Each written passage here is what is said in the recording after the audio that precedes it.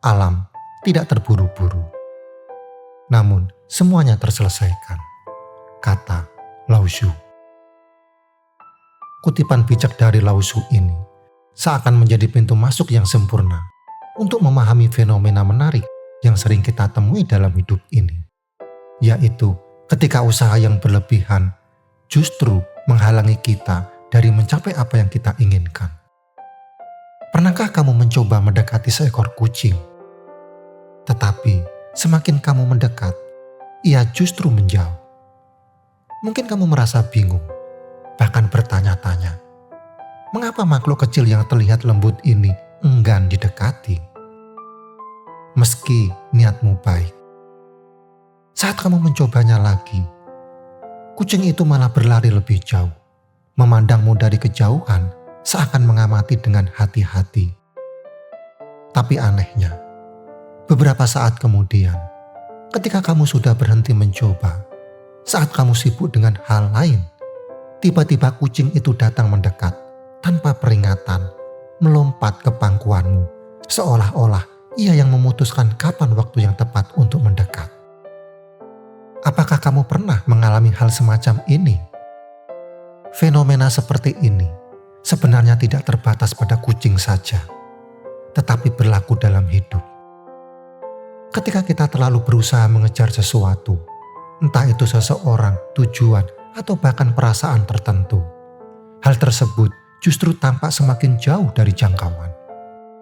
Namun, ketika kita berhenti memaksakan diri, melepaskan dan mengalihkan fokus, seringkali hal yang kita inginkan justru datang dengan sendirinya. Mirip seperti kucing yang akhirnya mendekat ketika kita sudah berhenti mengejarnya. Fenomena ini mengajarkan sesuatu yang mendalam tentang kehidupan, bahwa tidak semua hal bisa dicapai melalui usaha keras semata. Ada momen-momen di mana keinginan yang terlalu kuat malah menjadi penghalang. Ini mungkin terasa aneh, terutama jika kamu terbiasa berpikir bahwa kerja keras adalah kunci dari segala pencapaian. Namun, kenyataannya, kehendak tidak selalu mengikuti logika yang lurus seperti itu. Terkadang, ketika kita terlalu berusaha, kita justru menjauhkan diri dari hasil yang kita inginkan. Pikirkan sejenak tentang ini. Ketika kita terlalu berusaha untuk mendapat sesuatu, baik itu cinta, persahabatan, atau bahkan kesuksesan, ada sebuah ketegangan yang tercipta. Ketegangan ini bukan hanya di dalam diri kita, tetapi juga dalam situasi yang kita hadapi. Orang lain mungkin merasa terbebani oleh harapan kita yang begitu tinggi. Tujuan kita mungkin tampak semakin sulit dijangkau, dan kita sendiri akhirnya merasa lelah dan kehilangan motivasi.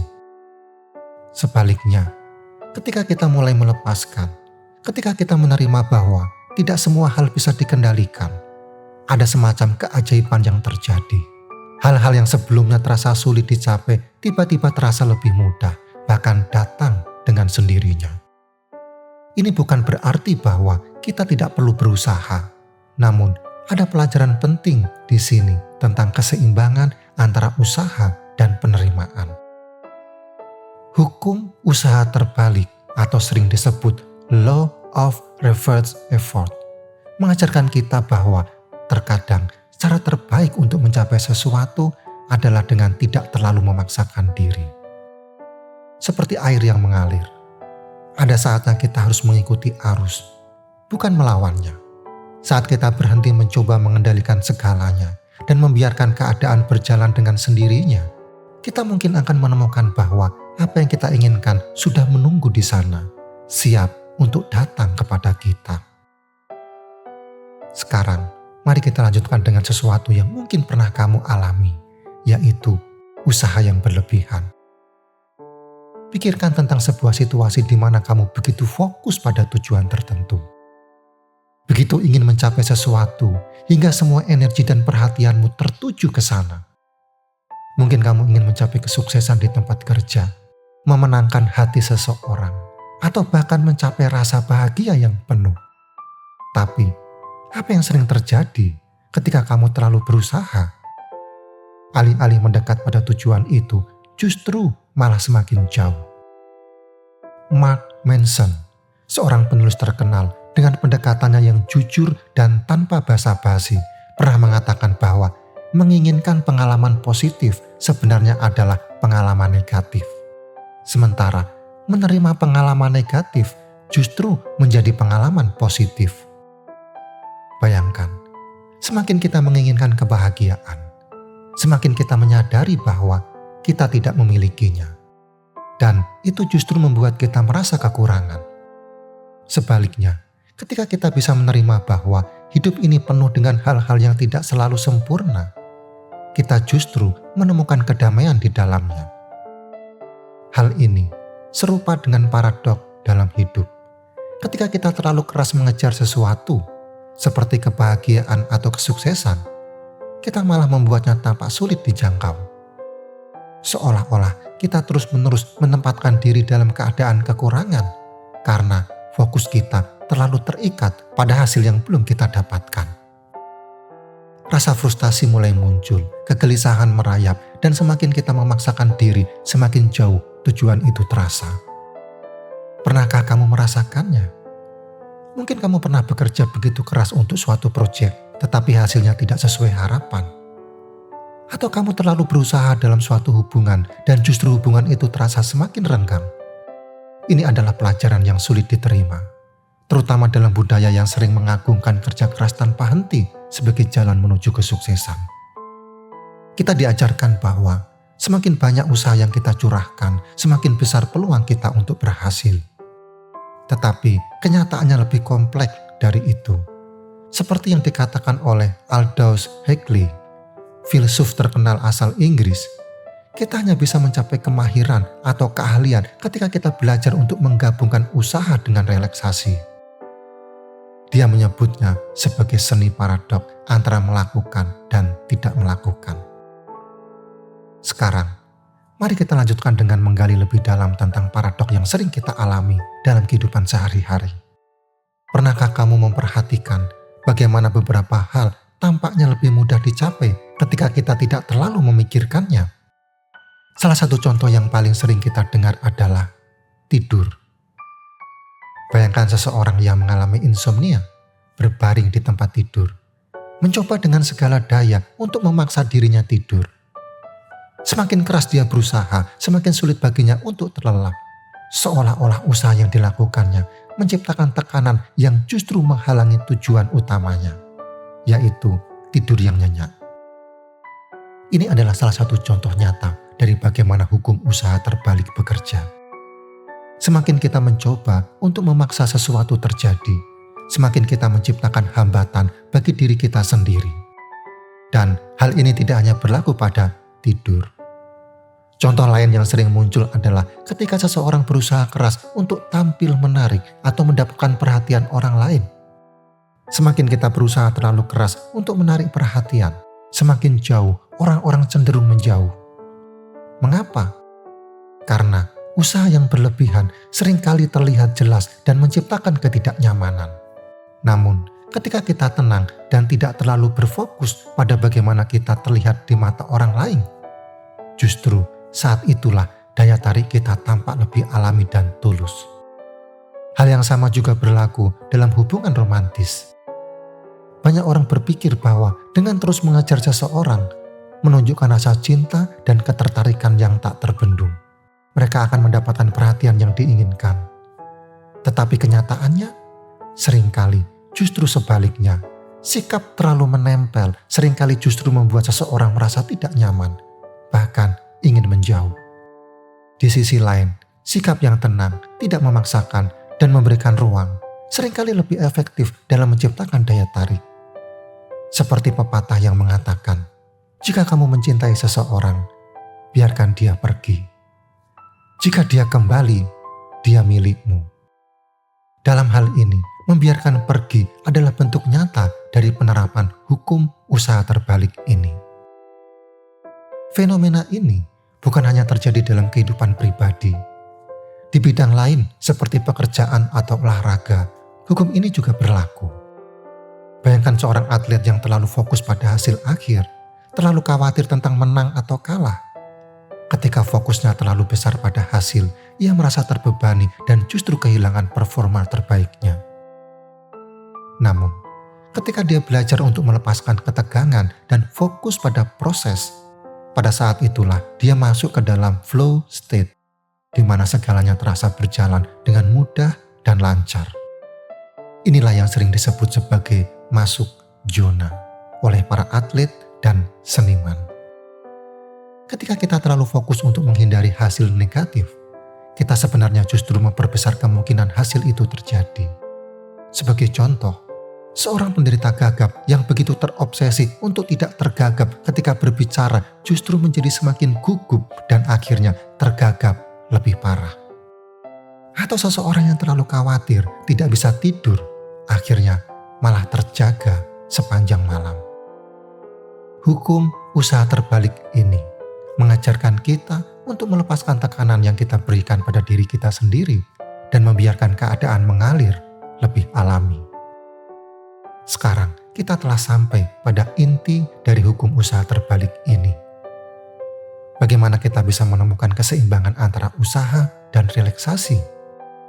Ini mungkin tampak sederhana, tetapi dalam prakteknya ini bisa menjadi salah satu pelajaran paling sulit yang kita pelajari dalam hidup.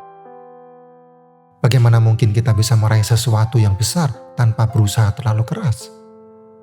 Namun di saat yang sama tidak sepenuhnya berhenti bertindak. Disinilah letak seni hidup yang sebenarnya. Sebuah tarian antara usaha dan penerimaan, antara aksi dan pasrah. Kamu pernah mendengar istilah flow state? Istilah ini sering digunakan dalam dunia olahraga, seni, dan bahkan pekerjaan kreatif. Flow adalah kondisi di mana kita benar-benar tenggelam dalam aktivitas kita, di mana segalanya terasa mengalir begitu saja tanpa banyak berpikir, seolah-olah dunia di sekitar kita menghilang. Dalam keadaan ini, kita tidak lagi terlalu berusaha, kita tidak memaksakan pikiran kita untuk bekerja lebih keras, tetapi justru membiarkan diri kita terhubung dengan aliran alami dari apa yang kita lakukan. Pikiran kita menjadi jernih, tindakan kita terasa otomatis, dan hasilnya seringkali jauh lebih baik daripada ketika kita mencoba mengontrol setiap langkah dengan teliti. Namun masalahnya muncul ketika kita mencoba masuk ke dalam flow. Sederhana saja, semakin kita berusaha keras untuk berada dalam keadaan flow, semakin jauh kita dari pengalaman tersebut. Ini mirip dengan mencoba tidur. Semakin kita memaksa diri untuk tidur, semakin kita tetap terjaga.